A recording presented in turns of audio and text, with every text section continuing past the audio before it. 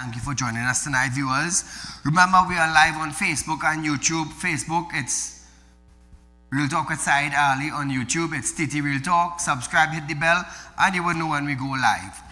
So, viewers, Prime Minister Kamala Persad-Bissessar has again responded to criticism on the scrapping of the demerit point system.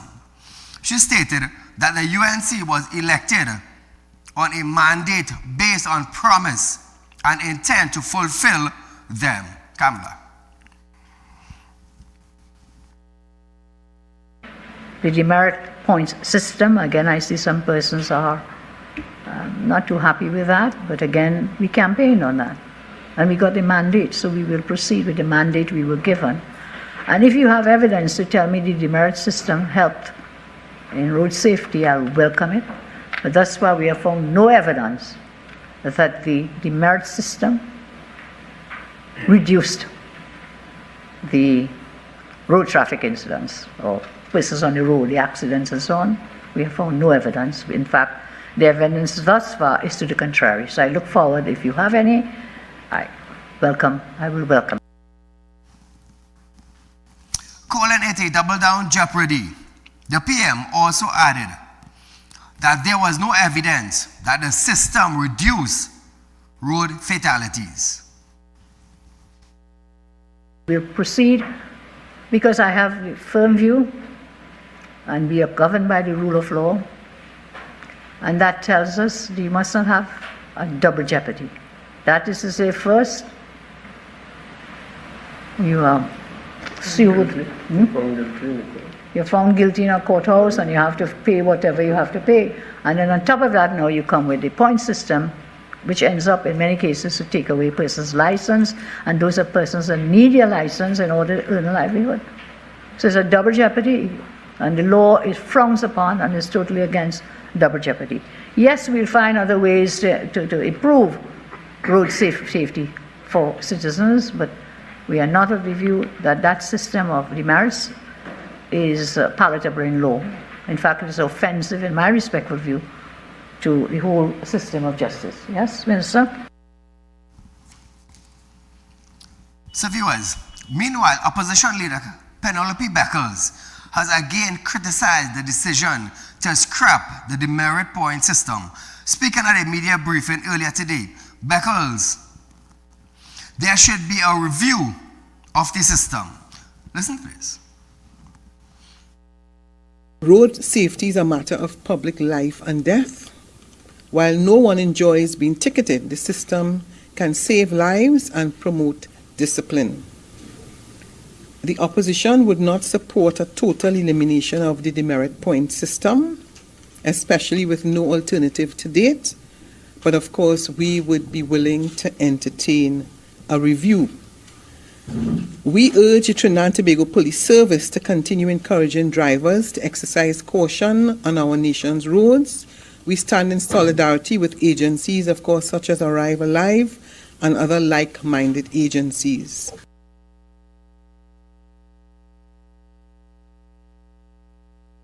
Senator Al-Rawi, who played a key role in developing and implementing the system, agreed that abolishing demerit point would be short-sighted, but stressed that the penalties for traffic offense would still exist in law. He said, the removal of demerit point isn't necessary. The removal of the sanction, listen. The removal of demerit points isn't necessarily the removal of the sanction, because there's a sanction that comes to you in the act, not just in the 9th schedule. So you could eliminate all the demerit points in the 9th schedule. There is still the law inside of the Parent Act that allows a sanction to come. But one of the main motivating reasons for amending Section 20 of the Motor Vehicle and Road Traffic Act to make the road user conditional upon the driver's license and the vehicle registration, we moved offenses to fixed penalties and demerit points. And therefore, we stopped having to send 104,000 cases to the magistrates court every year. Now, Trinidad and Tobago, I want to know, why is it that the opposition wants the demerit points to stay. Why? Now, I'm going to play a video for you, and I want you all to listen carefully. This Maximan got 3 demerit points. For what? Now, listen to this video. In Arima, saying that the name is too dark for him to see through. He's saying the name is too dark for him to see through. Take the machine and put it at the inside of the bus, and then saying it is too dark. Now look at this front glass, TNT. Look at this front glass and look at the tickets here. Look at the tickets here. Will you see anything wrong with that? The front glass is clear. The front glass is clear. He already went license officer. The bus passed with this name. Do an inspection. I have the inspection certificate. So I could prove that in court. Based on the time I get the ticket and based on when I do the inspection. Watch that. Right now, license office fed up with it. 2 tickets, 3 demerit points. Watch that. Mr. Philip. Now, Trinidad and Tobago, 3 demerit points he got. For what? What was the purpose of the demerit point? Could any police officer or license officer or lawyer who is looking at the show presently call in and explain the demerit point? Why it is that Al-Rawi wants the demerit point system to remain? Why it is Penelope Beckers wants the demerit point to remain? Why? Who is making money? This I want to know now. Who is making money?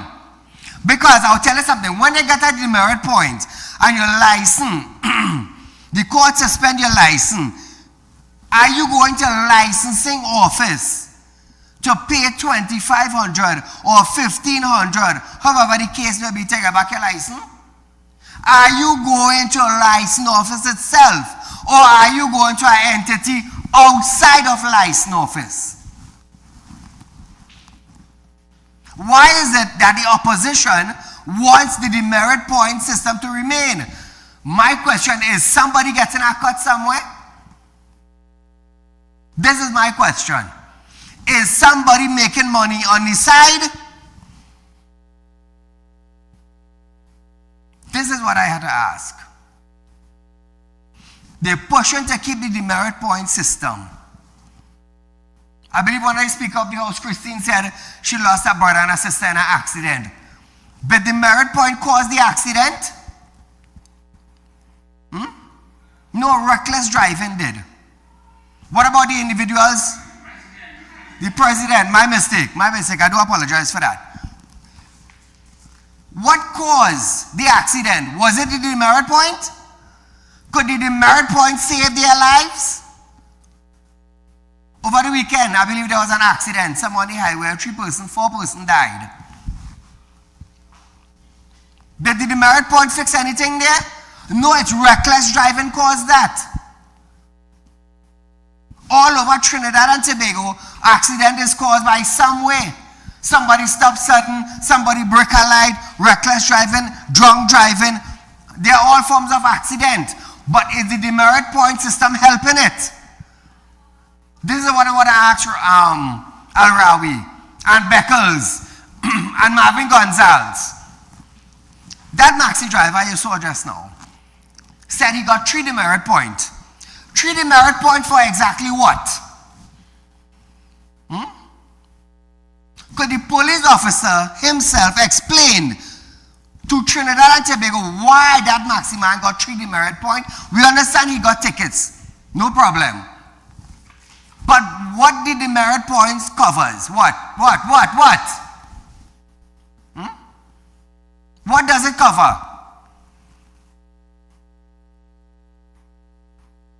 Like I said, I got 3 demerit point.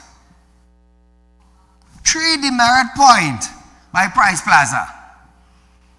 2 lane heading north. A police officer say, I illegally overtake on the left when the 2-lane heading north, and I get 3 demerit point for that. You tell me in God created world so beautiful, how the officer could be so stupid and dotish at the same time? What did I get the demerit point for? And on top of that now, I still had to go and pay $1,000 ticket. So my question now is the persons that pushing for the demerit point system to stay, are they getting a cut out of the money that when the individual license suspended, and they had to go and pay now $1,500 or $2,500? Is somebody getting a cut other than that entity? Because somebody is begging for the demerit point system to stay. Why? It is saving nobody's life. It is teaching the drivers nothing. Their license being suspended. They had to leave a permanent work to look for a casual work. Oh, for God and heaven's sake. Who is getting a cut on the side? This is what I want to know.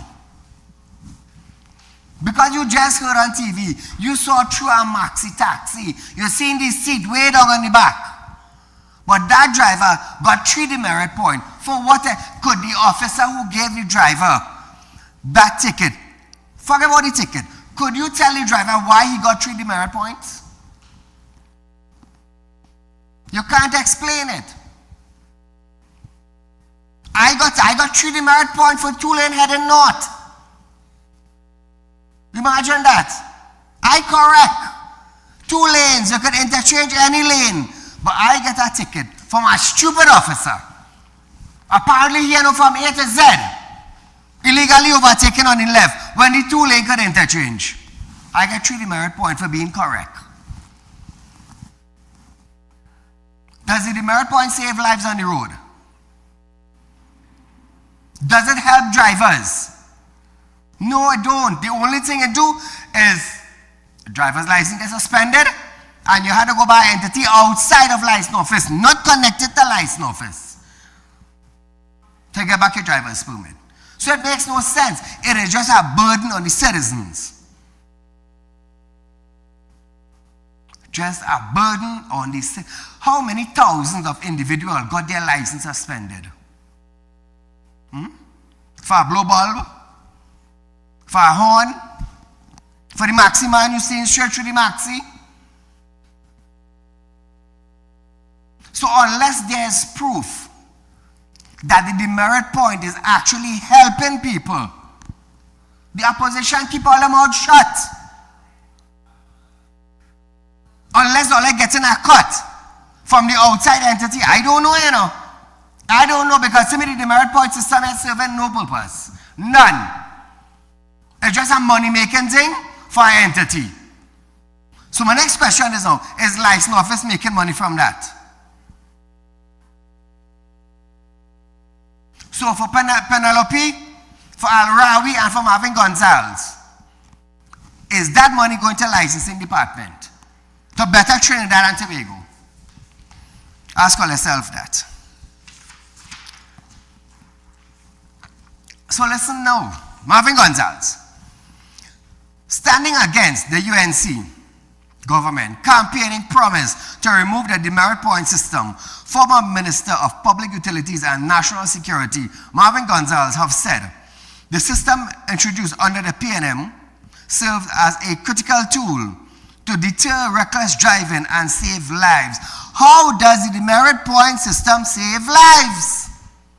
How does that help reckless driving? How? He asked, why would someone be so opposed to a demerit point? Marvin, what does the demerit point system do for Trinidad and Tobago and the drivers? Come out and tell Trinidad and Tobago. Now he's saying that it was a simple system that tracked the behavior of drivers on the road. He explained that drivers accumulate demerit point when they commit traffic violation, such as driving under influence or reckless driving. Marvin, don't be a clown now. Listen to Marvin. Why would someone be so opposed to a demerit point system? Some people regard it as very punitive, and what have you. What is the demerit point system? It's a simple system that tracks the behavior of a driver on the road. So, if you commit a road traffic violation, DUI, driving without your seatbelts, dangerous and reckless driving, you have the prescribed amount of demerit points that once you pay your fixed penalty ticket, the points are placed on your record in order to track the behavior of the driver.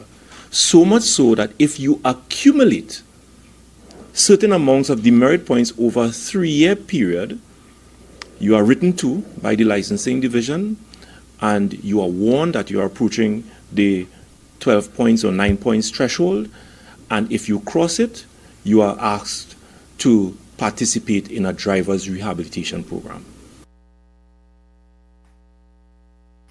Okay, Marvin, who does the regulation belong to? Is it a private entity outside or is it licensing department? Who is making money from the demerit point system?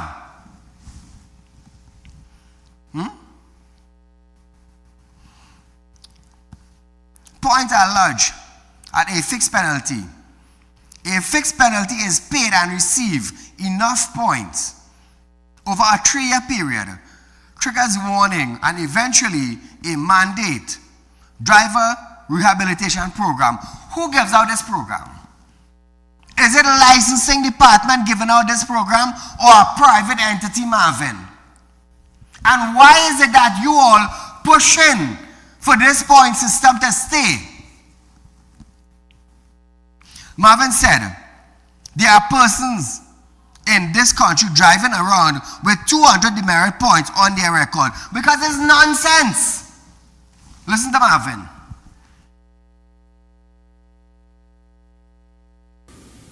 Simple as that.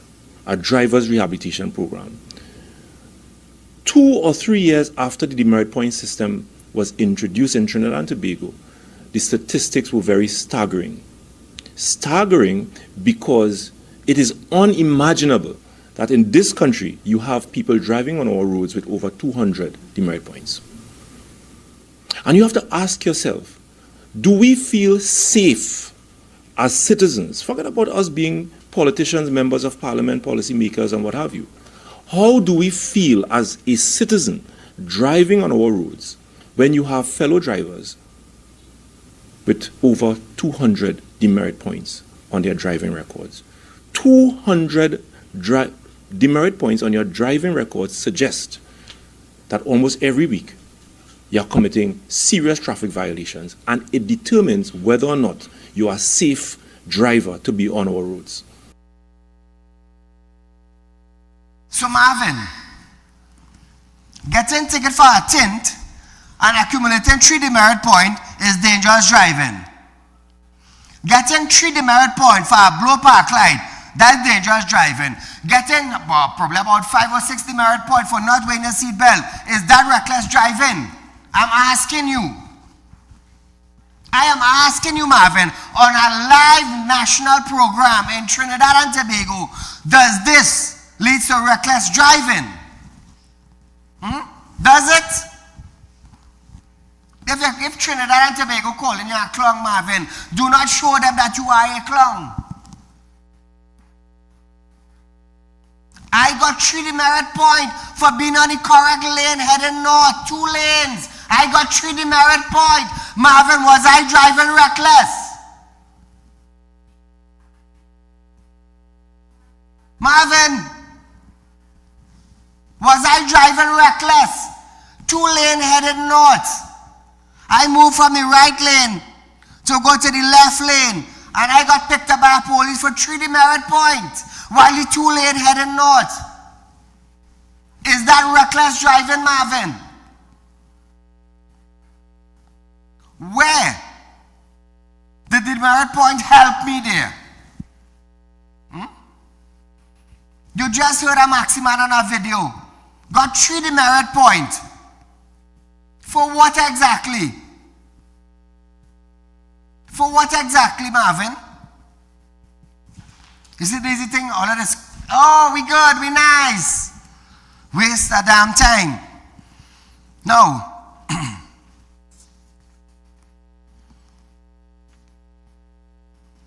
Gonzalez said that to revoke the demerit point system is telling the country we are going back to the dark and dangerous days of 300 road fatality a year. Marvin, don't be our next clown again on the next side now, boy. You're tired, let down yourself. Listen to Marvin.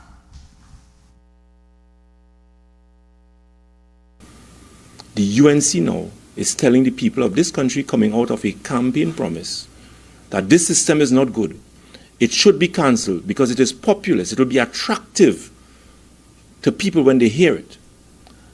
And without, as in UNC style, any proposal to ensure that we have safer roads in this country. And I'm saying here this morning, warning the government that whilst we are not seeing as a PNM opposition that the demerit point system is perfect, we do not have any perfect system. And perhaps we can identify ways in which we can improve the system. But to catch blood, revoke the demerit point system in this country, it is telling this country we are going back to the dark and dangerous days of over 250 and 300 road fatalities in this country. Marvin, again, how does the demerit point system help Trinidad and Tobago other than an entity making 1,500 or 2,500? Tell me, Marvin. Tell me. Tell Trinidad and Tobago, how did the demerit point system, how did that help me? How did it help me, Marvin? I got into an incident. Price Plaza before Medford flyover. 2 lanes heading north. Illegally overtaken on the left, the officers say. I want to know if the officer just fall from the sky just with no education. No education. And on top of that, I got a $1,000 ticket. On top of that, I got 3 demerit point system. So how the hell did that help me? I got set up. Doing the correct thing, Marvin, I got 3 demerit point. So for me, like I'm gonna scrap the whole damn system. For the Maximan, pull back the Maximan video. All of listen to this Trinidad and Tobago. Listen it. Somebody send this for Marvin Gonzalez. They can't be stupid and dotish at the same time. You can't. Is either you're stupid or you're dotish. 1 out of the 2. Listen to this now.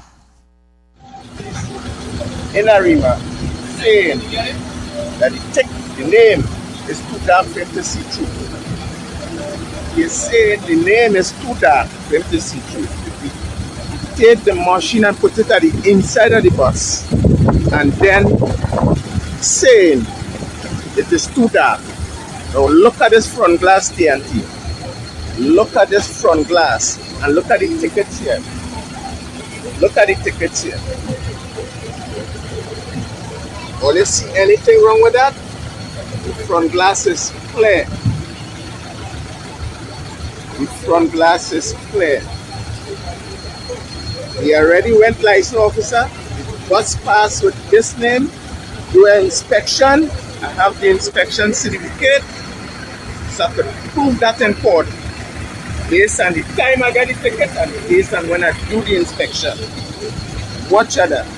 Right now, license office fed up with it. 2 tickets, 3 demerit points. Watch them. 3 demerit point for what exactly? Marvin, what did he do? Was he driving careless? So my only question now, since you all pushing for the demerit point system to stay, and people, they are not going into license office to get back their driver's permit. Who is making money, Marvin? Al-Rawi, who is making money? Penelope, who is making money? Why is it that you all pushing for a system that people complaining about? Maybe I had to get a ticket. Just to show how easy demerit points could be accrued. Imagine you're going on the highway, heading Port of Spain, interchanging lane. Police stop you, give you a ticket for illegally overtaking on the left, and you get 3 demerit point. Imagine that. It's succinct. So let Marvin now, Al-Rawi and Penelope now bring evidence that the demerit point system is helping Trinidad and Tobago, because there are still accidents. There are still careless drivers. You can't do anything about it. Or there are drivers with 200 demerit point in Trinidad and Tobago. We have people walking with illegal firearm and use the Minister of National Security, and you can't say nothing. You can't even fix the problem. My question is, somebody getting a cut?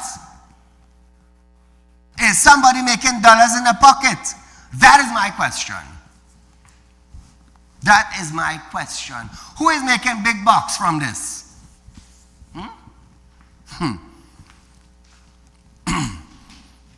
So viewers, we are going for a short commercial break. But when we come back, we're going to hear the opposition attacking, or the attacks, stand your ground legislation following Florida's model after this.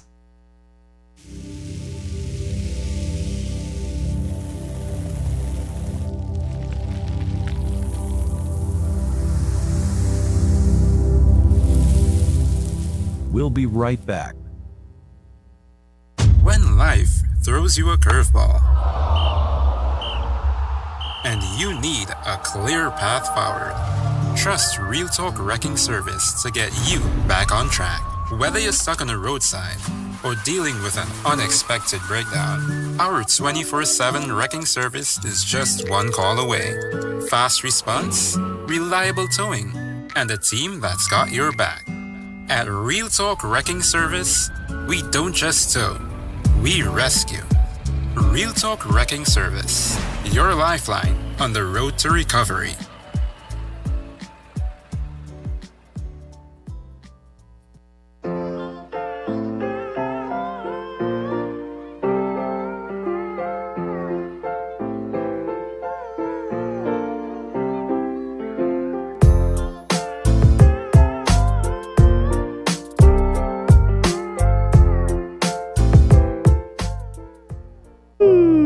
Tired of wasting precious time at the bank applying for a loan, only to be denied?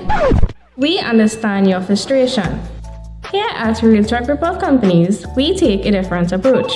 Contact Saieed, Managing Director of Real Talk Group of Companies and licensed moneylender at 238-6716, 242-7690 or 339-1670. Feel free to visit our office at number 14 Carney Savannah Road, Chaguanas, or number 132 Superior Road, Victoria Village, San Fernando. Una Caribbean Insurance will be at Real Talk Credit Union Cooperative Society Limited this Thursday, the 5th of June, 2025. Join us at number 14 Carney Savannah Road, Chaguanas, from 10 a.m. to 2 p.m. and secure your family's future with our Family Indemnity Plan. Our dedicated team will help you find the perfect coverage.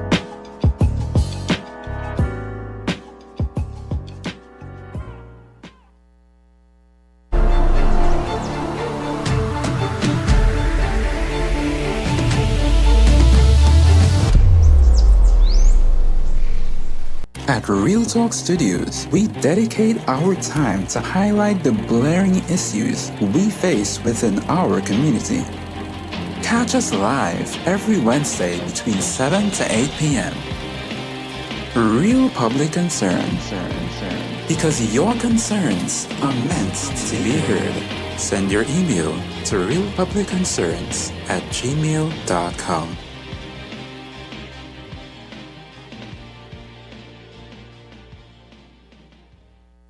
Real Talk Financing is offering you 5% on a fixed deposit for 5 years and over with upfront interest. Contact our central office at 238-6716 or our San Fernando office at 242-9944. You don't want to miss this great opportunity.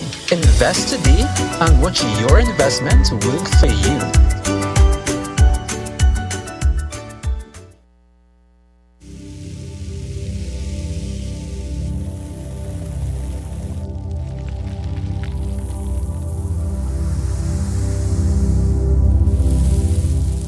Welcome back. So welcome back to Real Talk viewers. Before I go any further, I must say, Real Talk Financing viewers is offering you 5% on a fixed deposit. Remember that we are the only financial institution in Trinidad and Tobago that is giving you 5% and your interest up front. It doesn't matter how much you invest, viewers. Once it's 5 years and over, you're getting your interest up front. Remember that. Call our office. Set up an appointment, viewers. Meet with the staff. You can contact me also for more information. Remember, like I said, I'm in the finance business for almost 30 years now, and what I bring to the table is something that no other financial institution can give you. Check it up yourself, just to make sure. Opposition Leader Penelope Beckles has expressed uncertainty as it pertains to the Stand Your Ground legislation the government plans to implement following Florida's framework. At a post-cabinet briefing on May 29, Prime Minister Dr. Kamala Prasad Bisesa announced the proposed legislation may have similar traits to Florida's model. However, according to Beckles, who was speaking at a media briefing on Tuesday, a study by the Oxford University shows that the law may be for more harm than good. Listen to this.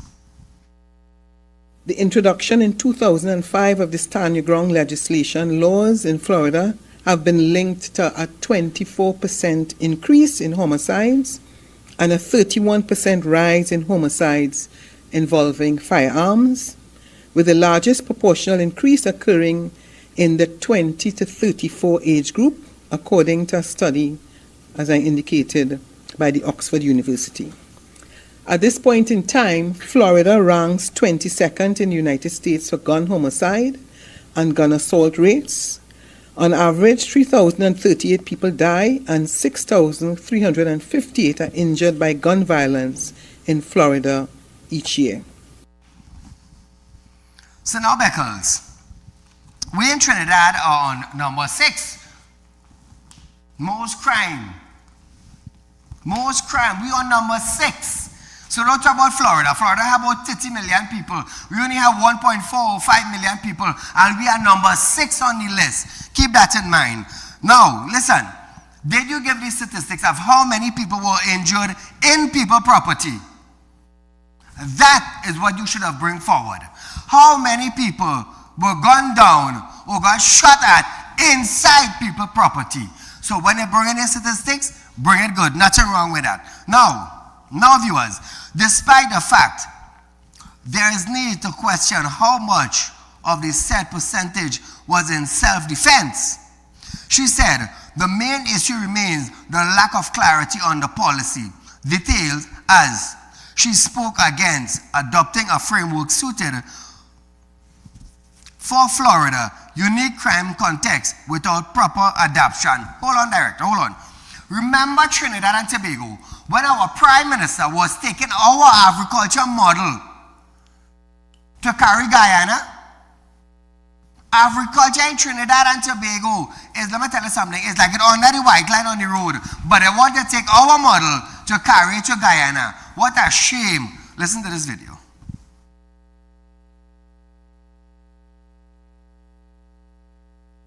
The situation or the policy as it relates to Florida, where you are not just your home, but you're extending it out into the public. And we know the gang violence, we know everything that occurs. Our issue is, do you have a document? Do you have a policy? Because if you simply say, stand your ground, right, and you don't say more. You don't say, okay, is it going to be assisted? Are you going to use the Florida model? Because you don't have that in all. It's not there in all the states in the United States. Florida is one of the strongest ones because of the crime situation that has happened there. I mean, is that applicable to Trinidad? So our position is, and I have made it very clear when I spoke on the first day, having accepted my my instrument of the willingness to collaborate. Right. So that I am saying that we see the policy, but most important for us would be the issue of consultation. Because when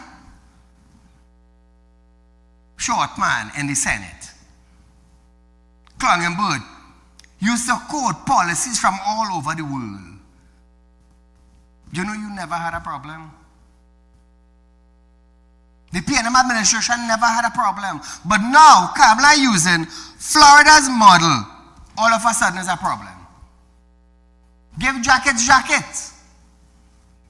All the time Clongenberg using policy from here and policy from there, and this country doing it, and that country doing it. So, now it's Kamala time is a problem. But nevertheless, stand your ground is it. I say so. Meanwhile, Faris Al-Rawi cited the need for closer consideration of how different our society is from the United States. Faris Clongenberg should have realized that long time. Rowley should have realized that long time. You should have realized that long time. Rohan Sinanan should have realized that long time. But listen to this video. Take San Fernando West. 25,000 registered people to vote. 11,500 live in HTC communities. And 3,500 live in squatting. So what's your ground? Will there be any quality of treatment? You must remember in the United States of America, things like property tax identify every single piece of land. It's owned, it's paid for, it's measured. There are rights and covenants. You don't cut your grass, the city intervenes and does it for you and you pay for it. But what is your ground in Trinidad and Tobago? The leader of the opposition has plainly said that we must see the policy behind this, and that our position as to whether we stand for or against this law is to be examined reasonably dependent upon the policy and the prescription. Senior Counsel Keith Scotland emphasized on the Castle Doctrine, but said he has yet to identify the specific mischief that the new law seeks to remedy. And Keith Scotland is a lawyer. Before he joined political party, and he was fighting criminal cases, so criminal could be outside on the streets. Keith, you forgot where you came from. The Castle Doctrine is a legal principle that allows an individual to use force, including deadly force and self-defense, within their home or property without a duty to retreat. Listen to this. We think that the common law, along with the statute, gives an adequate protection now for persons who are under attack in their homes. The government has said they will present a policy on it. We are not aware of that policy. That policy has not been communicated to the opposition. It's not been communicated to the country. So we will await that policy to see what is the jurisprudential underpinnings, what informs it, if they have looked at the common law to see if the common law is correct, if there's a mischief that they want to cure. But until such time, the common law provides adequate protection for persons who are under attack in their property. Trinidad and Tobago, anybody ever see this man riding to work on his bicycle as he had dressed up in a suit?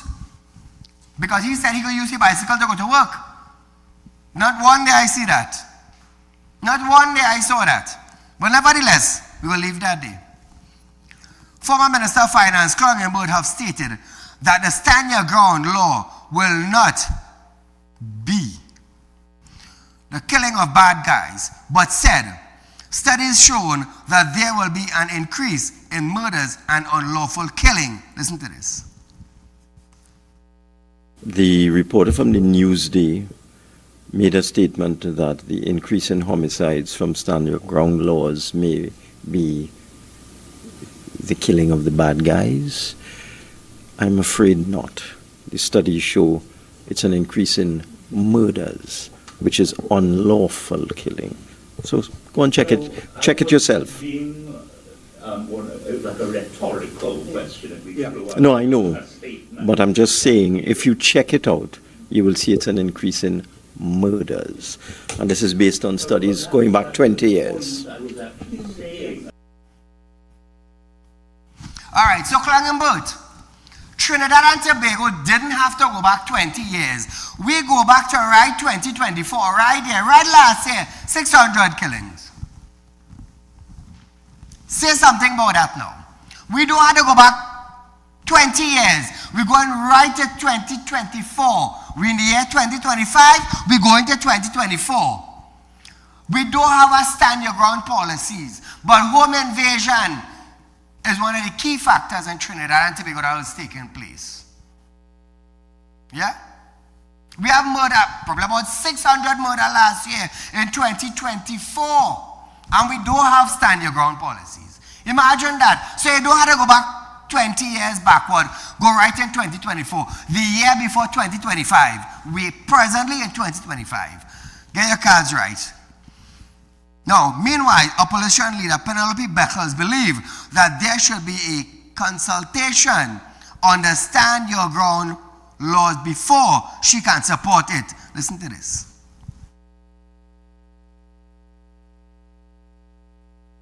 My main statement was the issue of consultation.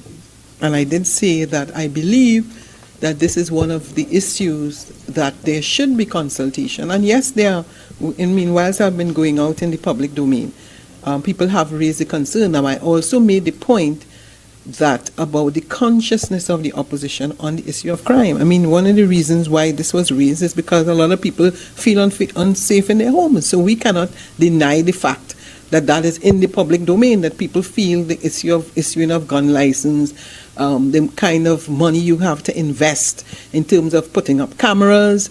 I mean, wherever you live in communities, if people can afford it, I mean, there's security. So it's a real issue. I love to hear Penny talk, Penny talking with sense. But I want Penny to understand that the former administration, which was the PNM, they didn't do anything much in 9 years to better Trinidad and Tobago. Hines said, it is not my job to make all of you feel safe. I want Penny to remember that. I want Keith Scotland to remember that also. I want them to remember that. Now, speaking on the scrapping of the TTRA, it was stated that this was a reckless move, and studies shows that the TTRA, which is the Trinidad and Tobago Revenue Authority, will help with the creation of revenue. Listen to this. With respect to the TTRA, there are many, many studies on this. And the whole point of the TTRA is to increase revenue and to cut out tax evasion. There are many, many studies worldwide and in Trinidad and Tobago. Several experts came to study our situation and determined, just in the case of value-added tax alone, that the evasion of tax payments with respect to value-added tax was in the region of $5 billion a year. So the tax gap, as it is called, which is the amount of tax that you should be collecting lawfully using your existing laws without changing anything, has been estimated to as much as $10 billion a year. So if the new government wants to scrap it, fine. They will have to find another way to find the revenue that we need, because we have been running deficit budgets for years to promote development, to promote economic growth and so on. That's the primary purpose of our deficit budget, to keep economic momentum and to drive economic growth. And therefore, if the new government decides it doesn't want to go ahead with the TTRA, then they can say goodbye to $5 billion in additional revenue, which is desperately needed. So these sorts of actions, in my view, are just reckless. when he said evading tax? Let me just remind you all, Trinidad and Tobago, before I go further. Colin Burt was the individual who brought the legislations and amendment to Parliament to make sure that multi-story dwelling apartment owners don't pay property tax, including him. Including him. But what he did, he also brought legislation and amendment to Parliament to bully you that if you do not pay your property tax, you will be committing a criminal offense, and your criminal offense charge is $5,000. That is what you call bullying. He bullied you from the government office. He invaded tax from the government office. How did he do it? He did it the legal way, by bringing legislation to pass in Parliament that multi-story dwelling apartment owners don't have to pay property tax. Who does it include? Himself. Well, forgetting Trinidad and Tobago. So the PNM people too. The PNM people also. You were bullied into paying property tax. And if you don't pay it, you have to pay $5,000. Who it come from? Clogging boat. I'll forget what. When all of them doing like this. Yay! But you didn't realize if you miss payment, they come in to seize your house, even though you support PNM. How quickly we forgot. But nevertheless, I am here to remind all you. Similar like property tax, Ember noted that this was to finance local government infrastructure, and if the government choose to give a property tax, they must find another way to finance corporation. Hold on. Property tax going to finance corporation, right? To clean the community. What happened to the allocation that was coming from the government before property tax? Where did all that money go? And on top of that, $135 million. $135 million since last year, and the corporation haven't received a penny to this date. September last year. So here they say, September, October, November, December, January, February, March, April, May, look, we in June. 10 months down the road, and the corporation hasn't received a penny from $135 million that was collected through property tax. What are they waiting on? But nevertheless, only had to wait again. Forget that. Listen to this video. Similarly, with respect to property tax, it used to be called land and building taxes. It has a purpose. It is to finance local government infrastructure. It has always been so. The cities always collected property tax. The city of Port of Spain, the city of San Fernando, they called it house rates. That was just a different name. And it was used for the development of the cities. So if the new government wants to give up that, fine. They will have to find another source. I heard them say they will finance local government bodies in another way. I would love to see how they're doing that, because they also said they're cutting taxes. But when you look at their promises, it's all about reducing revenue and increasing expenditure. How are you going to balance the budget doing that? I would like to see. Clongenbert, I want you to keep in mind that the Privy Council in England wants to know why is it that the police ain't investigate you as yet? And when Parliament starts, I want the present Minister of Finance or the Prime Minister to lay the findings of the Auditors General in the House of Representatives, in the chamber, in the parliament. Let Trinidad and Tobago find out what Jaiwanti Ramdas finds. This is what I want. Laid in parliament, the Auditor General reports of the 2.5 or the 2.6 billion dollars that went missing. I want the Minister of Finance from the UNC. I want the Prime Minister of the UNC to lay the findings in Parliament. Let Trinidad and Tobago see exactly what the Auditor General Office found. That is what I want to see. And that is what I want to go public. So I believe it's Tanku is the Minister of Finance. I hope he does that very soon. Moving along, viewers. The Trinidad and Tobago Police Service received a new fleet of vehicles on Tuesday. Speaking at the handover ceremony at the police barracks in St. James, Acting Commissioner of Police Junior Benjamin has assured a comprehensive system for the maintenance and upkeep of 67 new RAV4 vehicles for the TTPS will be implemented. Look at this. Just under 23 million that it cost, and based on that, we would have engaged the Toyota company to ensure that they gave us the vehicles that we needed.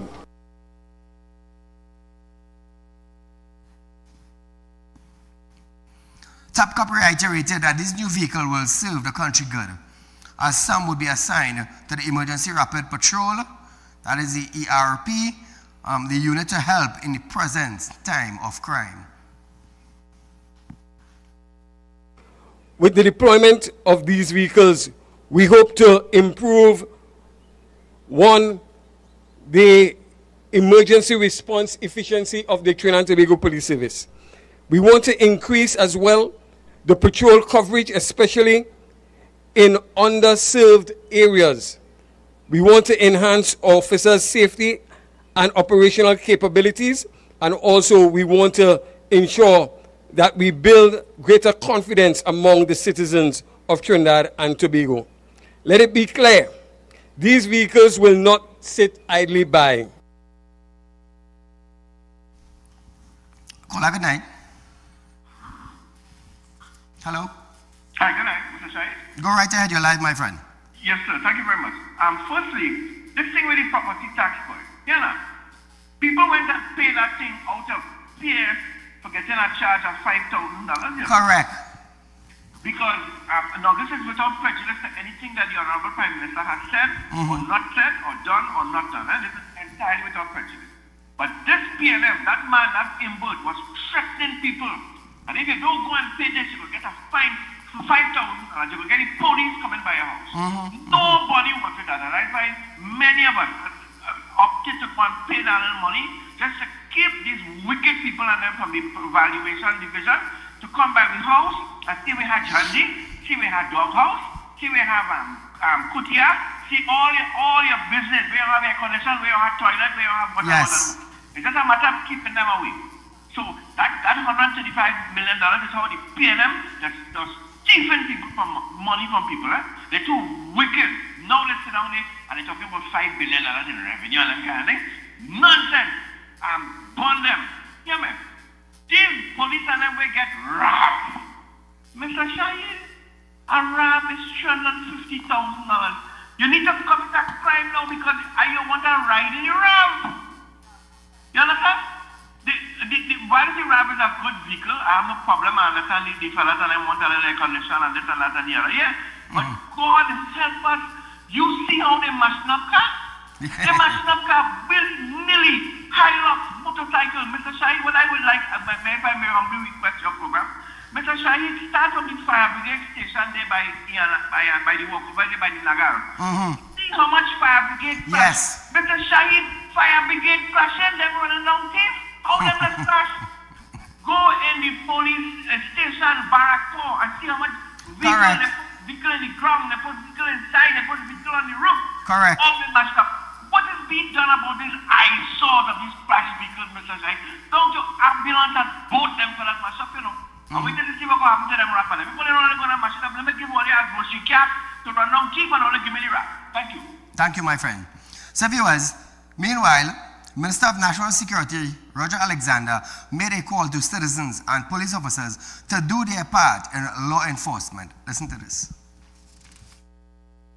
Your role and function now is to assist law enforcement in any way you can. Law enforcement officers, patrol enforcement is important. You can drive all day, all night. Without enforcement, you are just another vehicle on the road. And we don't want that. We want law enforcement officers to enforce the law at all times. So viewers, we have a few minutes left on our program tonight, but I want to let the listeners know, in less than 3 months, Aruka Lopino MP Marvin Gonzalez has been Minister of Public Utilities, Minister of National Security, Opposition Chief Whip in the House of Representatives, and now a well-positioned nominee to become the PNM chairman. However, he tried his political rise to a deep desire to serve the public and to see good governance in Trinidad and Tobago. Gonzalez said that was exactly what he had done as MP, his constituency, and as minister, but when asked if he had been lucky as a security minister, he did not cite any luck. He also believes that Trinidad and Tobago is better off with the PNM being in government, which is the reason why I have given my commitment to serve the party. Now, Trinidad and Tobago, let me just remind you all what Marvin Gonzalez told you, being Minister of Public Utilities. Listen to this. And even within our own homes,